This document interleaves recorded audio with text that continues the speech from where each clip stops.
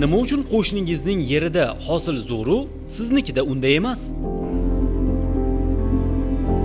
Yaxshi hosil olish uchun nima qilish kerak?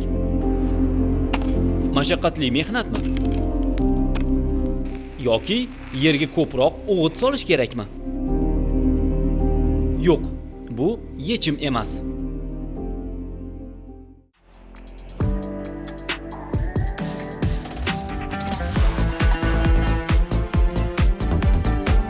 Ilmiy asosda yondashish orqaligina yaxshi hosil olish mumkin.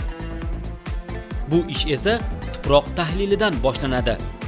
Dastlab laboratoriya tekshiruvlari orqali yerga nima kerakligini bilib olishimiz kerak.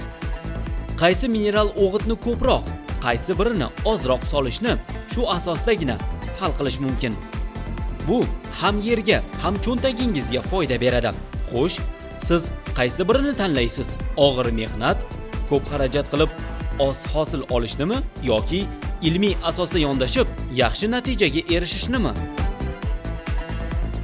Tanlov faqatgina o'zingizda.